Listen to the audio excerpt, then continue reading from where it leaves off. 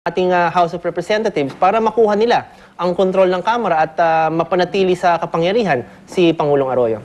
Okay, kumpleto na yan. Si Congressman Dato, yung kanilang tiyahin, yung kanilang tiyuhin.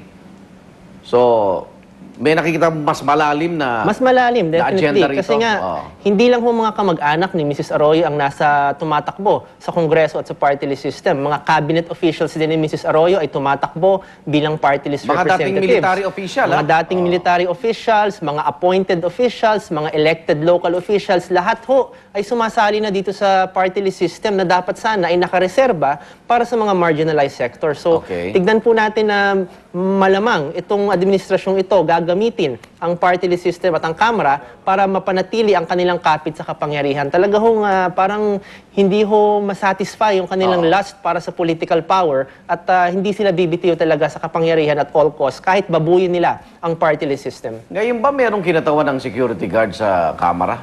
Ang alam ko ho na kumakatawan sa security guards or yung mga security forces ay si General Jovito Palparan. Ng grupong Bantay.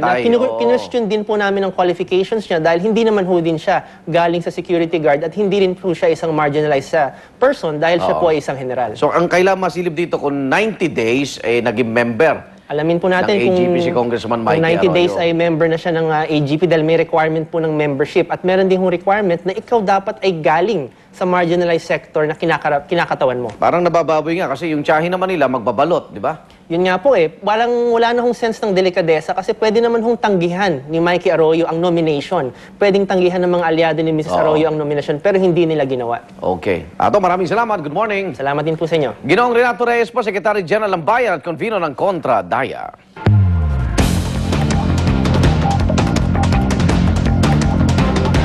Tiniyak ng COMELEC na mahigpit nilang imamonitor ang mga lumalabas na patalastas sa mga presidential candidate.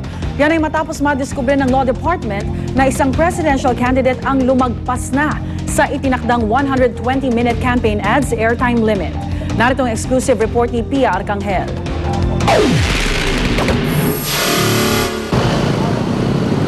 Umabot na sa mesa ni COMELEC Law Department Director Attorney Ferdinand Rafanan ang report na isa sa siyam na presidential candidate ang lumagpas na sa itinakdang 120-minute campaign ads airtime limit sa bawat stasyon ng telebisyon. Violation yan. Alam mo yung pag-violate dito ay election offense. Pag sumobra sila sa oras, ground for disqualification yan. Ayaw munang pangalanan ng COMELEC ang kandidato. Tingin kasi ng komisyon, di lang naman siya ang lumagpas sa 120-minute limit. Hindi pa raw kasi nakukumpleto ang lahat ng report. Iisa pa lang ito, hindi na ako nakapaniwala na iisa lang eh. Hindi ko na ma-mention, kawawa naman siya. Sabihin pa niya, tine-target namin talaga.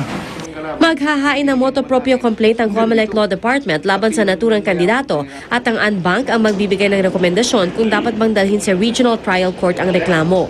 Bagay na posible raw mauwi sa pagkakadiskwalipika sa karera ng kandidato. Kakasuhan na namin, gagawa na kami. Nandyan how could I close my eyes to this?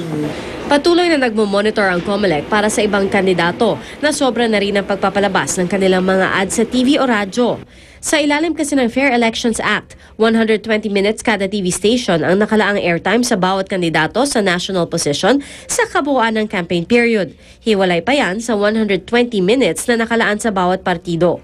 Para sa unang balita, Pia Arcangel reporting.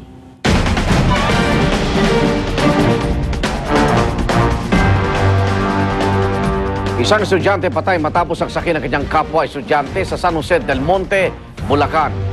Kinilala ang biktima na si Henry Navia Jr., 17 anyos. Nangyari po ang pananaksak sa loob mismo ng isang silid sa Sapang Palay National High School. Batay sa paunang investigasyon, awayan ng mga grupo ang posibleng dahilan ng pananaksak. Kasong murder na ang isasampa ng pulisya laban sa second-year high school na suspect. Rider sugatan matapos bumangga sa isang AUV sa Commonwealth Avenue sa Quezon City. Batay sa inisyal na report, nakainom umano ang rider na mangyari ang disgrasya.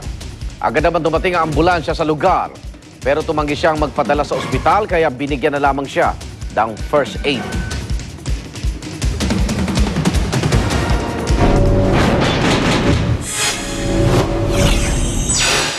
Sa ating ulat panahon, Nananatilang lakas ang bagyong Agaton matapos pumasok sa Philippine Area of Responsibility ay sa pag-asa na mataan ng bagyo sa layong 800 kilometro sa silangang bahagi ng Perak, Catanduanes.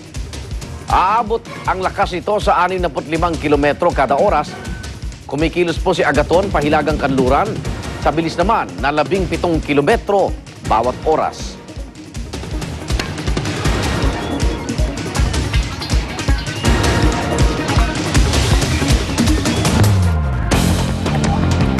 Cargo train na diskaril sa Oslo, Norway. 16 na bago ng tren ang nakalas at dire-diretsong sumalpok sa isang gusali. Gumuho po ang gusali sa lakas ng impact. 3 tao na nagtatrabaho sa loob ang nasawi. 4 pang trabahador ang nawawala.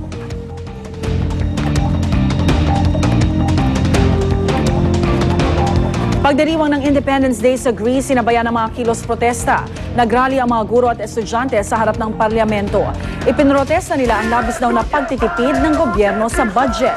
Pangamba nila, baka maapektuhan ang kalidad ng edukasyon dahil sa pagbabawas ng pondo ng gobyerno. 3 tiger cubs isinilang sa isang breeding center sa Indonesia. Sila raw ang kauna-unahang ipinanganak sa breeding center sa taong 2010. At good news po yan dahil nauubos na raw ang lahi ng tinatawag na Sumatran Tigers.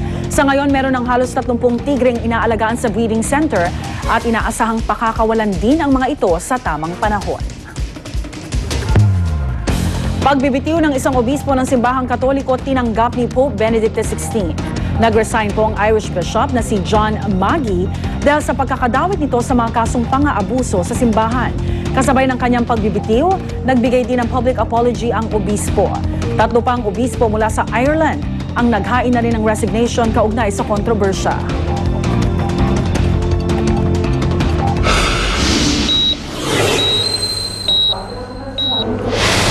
H5N1 virus o bird flu, malaking banta pa rin sa tao ayon sa World Health Organization.